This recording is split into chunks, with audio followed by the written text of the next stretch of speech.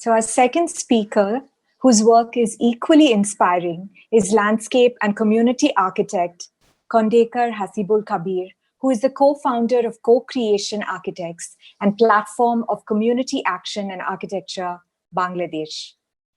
Both involved in community-led housing and people-led city planning and processes. He prefers to work with disadvantaged human communities and spontaneously grown plant communities. He's also a part of the core team of Community Architects Network that works in 19 Asian countries. He's also an academic teaching landscape and architecture at the BRAC University. Architect Kabir has a degree in architecture from the Bangladesh University of Engineering and Technology and a master's in architecture and landscape design from the University of Sheffield. He's also done a postgraduate course in organized self-help housing, planning and management, organized by the Lund University, Sweden. His research and practice focus on ecological landscape and people-led planning and design. We welcome Architect Kabir to our conference. Thank you for inviting me. Yeah, today, after Anna's presentation, I'll just talk about the process of design, or process of making buildings, or process of architecture. So, and I really like the titles of your conference, Small Measures, Great Impact. And I will talk on that line. So I titled it as a design with, by, for communities. And when we say design with, that means that is co-creation. And when it is by, for, and we need to do all the things. Sometimes we need to. People are anyway building by themselves, as Anna mentioned, that most of the houses are built by non-architects. Some are good, some are bad. And most of the times designers are taught, and designers are really designing for people, for communities. So yeah, I'll discuss more about this. And when I am mentioning about communities, I'm talking about both communities, like human communities and non-human communities. And in human communities, I am more interested in the other 90% people, like who do not get designers' assistance. And to identify myself, as you mentioned, that I am part of Co.Creation.Architects, that is a local platform in my hometown. Me and my wife, Sohaili, we co-founded this one. This is a platform. Another platform, national platform, that is POCAA, Platform of Community Action and Architecture. And another platform, in regional platform, that is Community Architects Network. And that works in 19 countries. So I am like, part of all this. And I also teach, as you mentioned, at BRAC University. So this is a few of our POCAA team members. 4 of POCAA team members. They are designing. They are doing a mapping exercise with the children in a village in the southwestern part of Bangladesh. So let me clear what I mean by co-creation. This is, and most of the time, we all can learn these things, this process or this system actually from nature. To me, I can learn everything from nature, from forest or from whatever it is. So, and from big or from small like this. This is a small pot in a veranda of a house. But you see that how these water communities, they are interacting with each other. And when we, the human beings, try to understand this system, this ecosystem, then they feel better that, okay, this human being who are not in tune with nature, they are trying to understand, then they perform better. I mean, this is kind of a good belief. And when we understand these small things, then we can make even great impact. Maybe when we are designing a big water body, we can just learn from this and others. So this is the core learning, and this can be done with human communities too. So during this COVID-19 situation, I think these questions, and these are the questions became on surface. What do human communities really need, and what do non-human communities? I mean, what's the essential thing they need, and what do our planet need? I mean, these are the core questions people are now asking, and people are seeing that when our actions are limited, and how the world is flourishing, the planet is flourishing. So this is one important. Another important question is how we, the designers, make ourselves useful. So I'll put two questions, for my presentation. That is how can we, the designers, be useful to the other 90% population of the planet?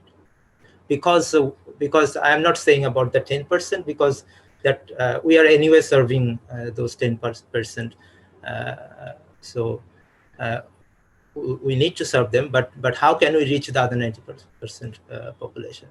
And how can we be useful to natural environment? So let me share two examples, two experiences of Bangladesh. One is near the capital city. There's a kind of a landscape initiative. Another one is cooperation with people in the southwestern. That's in my hometown. So this is kind of a retreat. The owner of this place, he invited me to design a retreat. Then the owner is very, that's an enlightened person. And we started to discuss, when people will come, what they need from this place, why they will come to this retreat. Then we saw the site and saw a small disturbed forest. And then we thought, okay, we need to repair the forest. Then we need to, why people will come here. People will come to relax. So we redefine the whole thing. Then we started the design. This is a drawing, it was for me just initially, because at that time this is in 2007. At that time I was still architect or landscape architect. I need to draw and show that type of. Now I don't draw before others draw. I can't draw actually. If maybe the nature community or the people, they draw first, then I start to draw. So that's the co-creation process. So the problem is, from the morning I'm hearing all the discussion, very very in-depth discussion, the students and other presenters. I'm very grateful that this for this conference, and that I felt that there are so many people thinking, and so this is a good thing actually. Feeling energized. So that when we draw, many people, they don't understand, and when they draw, we don't understand. So how we started here, we just talk about what we want to do with this land, the forest, the water body, and then they start to draw. When they draw on the floor, then we say that, okay, draw on the board. Then when they draw, then we take the photograph. So it's their drawing in the laptop, so they can see and design. So in that way, the drawings are done, and they start to work, and they take responsibilities. Like someone take the responsibility of water, someone take forest, homestead, and other thing, agriculture. So, and this is how we designed it. Like we are taking a big canal by because the view is very, very beautiful. So these are not, these two canals are not our canal, in that side. It's outside of the site, but we can learn from the other natural canals. So I mean, the person who was responsible for designing the canal. So I worked with him. You can do this. Maybe we can do that. We can bring those, land communities. Then, in the end, he did it, better than what I imagined. Then, I go again to the site and say, oh, very nice. You can do more of that. In that way, it happened. This person, all are local. All people are local people. So he took me. We want to repair the disturbed forest. So he took me to a good forest nearby, which is more original in terms of biodiversity and plants. Then we visited, then we saw, oh, how can we make our forest like this? Then we started from the edge of our forest.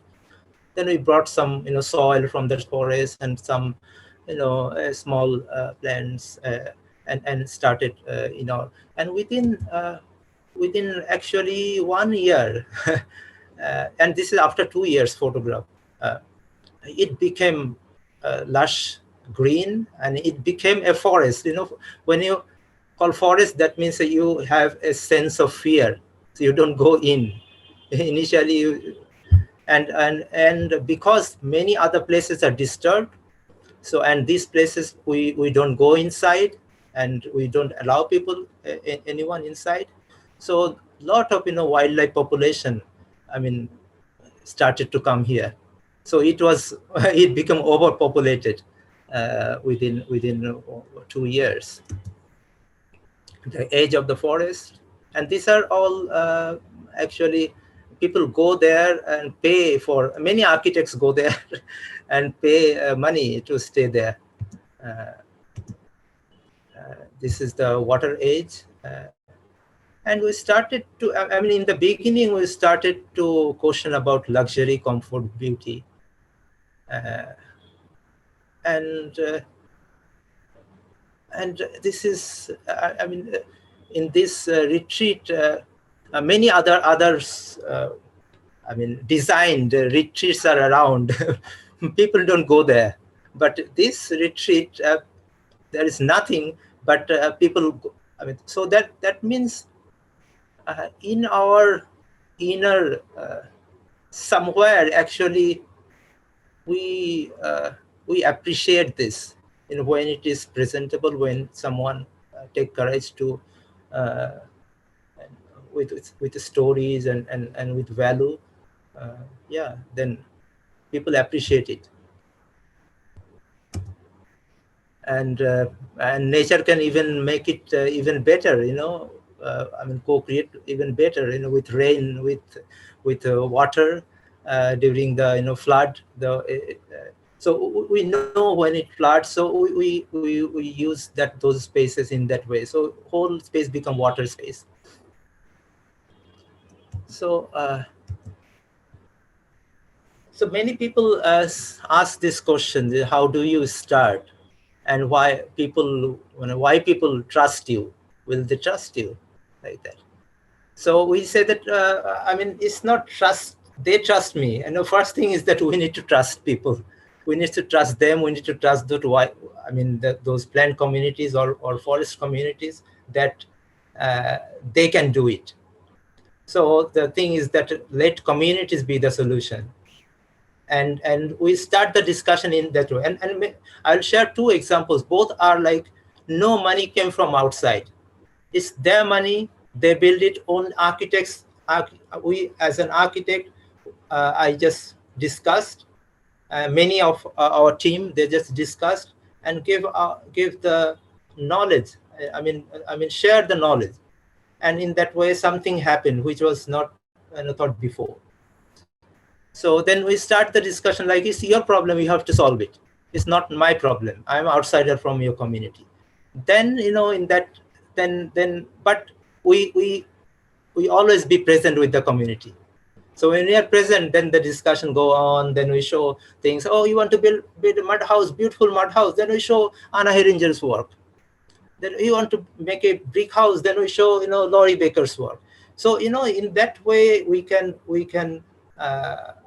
bring knowledge, and the things we know, they can also know. So the other example is in Junaida city. It's a small city in the southwestern part of Bangladesh. This is a team with local authority. This is the mayor in the center, and local people, architects, and all together. We thought that the poor communities, they can build their houses by themselves. So we help them to get together, save together, and map together. They mapped their whole community by themselves. They started to plan it before building houses. Then all of them build their dream houses. That this is what she said, that we want to build this. Then I said, oh, you have only $1,200. How can you build a building like this? So she said that I'll build it incrementally. So we learned from her that that's that thing. We read it in the book about the incremental housing. Then as a designer, architects can show them, like she's an architect, Swahili. She is showing them that how to organize their dream, within that budget. And they built it.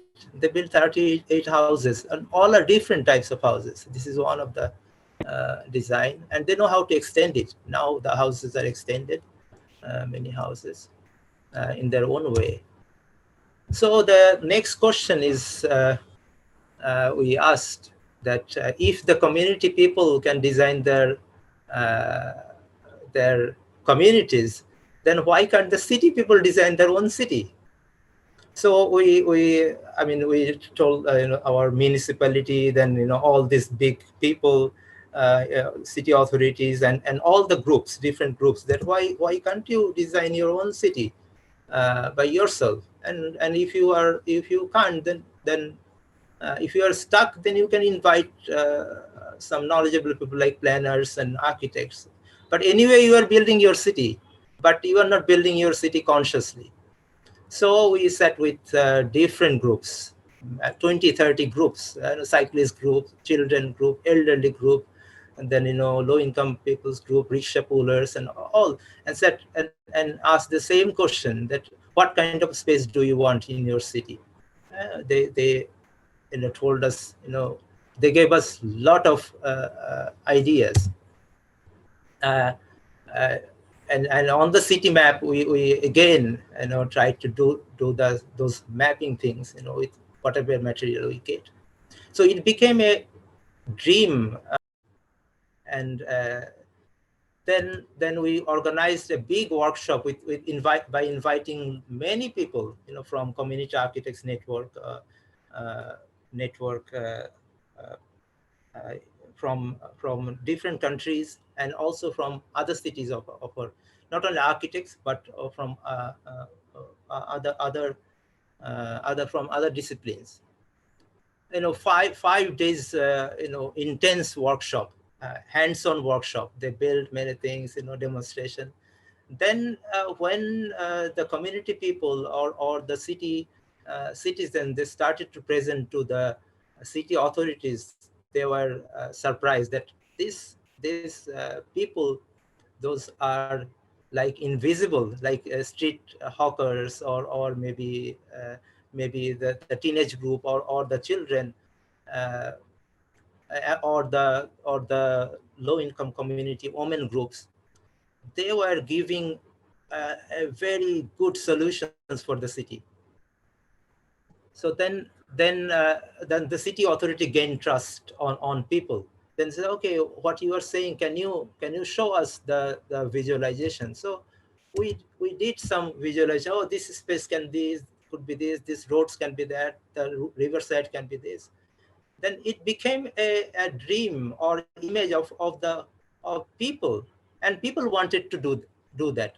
When people want, then the policymakers or politicians, they can't say no. They have to do it, so they build it. uh, I mean, getting money from wherever, we don't know. uh, but and the interesting thing is that in the that's the thing of being present in the city, that it happened. Then people now understand that, or experience that, what architects or what designers can do. So now, in the beginning, we did it. They didn't pay us. We are very happy, happy to do it. But now they are doing many things, and now we are saying that, no, you have to pay us, because this is our right, to be get paid. So now the city authority is paying us to do similar things. So architects can actually uh, create their own work. And so I'll touch upon a little bit about the education of designers, as I teach at the university, and how I say that most of the time we generally learn about the designing for people in our university. This is BRAC University, and we have many other universities where architecture is taught. But we say that design with people is a learnable skill, and that can be also be learned in the design studio. So here you can see the students are going to the community, and the community people in the right corner. Uh, uh, uh, the You see who is talking, the community men, and the students are behind. So he is defending the students, and sitting there are two community women and two professors. So I think this is a strong image of an university. I think how to what should be the scenario of a jury or critic uh, situation. Then the city, I mean, the university students are going to the field, like, in Jinaida, they are coming from BRAC University, from Harvard University, Bengal Institute, and they're learning from the communities. I mean, this is not new, you all know this, but this is very important, and this is how we can uh, make our next generation equipped. COVID-19, during COVID-19, we always work with people. We go to them and stay there, eat with them, and make fun with them. But during COVID, we were stuck. We thought, what can we do? So our response was, we can, because we are connected nationally. We know many communities. Those started to call over phone, that what is your problem and what can we do? So we started to design an isolation spaces uh, with this. And around 60 people together, architects and community people, we worked um, around 2 months, over the phone and WhatsApp and other media, and we wrote a book together, that if they have a school, we got different scenarios, that if they have a school, how can they make their school as a isolation space, or if they have different types of houses, how they can do it. And it's published now. So the last thing I would like to say, that uh, is we are doing these small things, but to take it forward, we need to actually uh, think about the system. We need to actually influence the system to make it happen, or scale this up. That system, we are saying that that system is not a kind of a closed system. That system could be a kind of a network, and that network could be like this, organic system, like a co-creation network, not the diagram on the left side, non-resilient thing, where centrally controlled. It's kind of a very organic, and in the center. Uh, in the center, we said that in the center there might be nothing, or something intangible, or something invisible to our eyes, and that's that type of network. So yeah, with this, I would like to end. Thank you.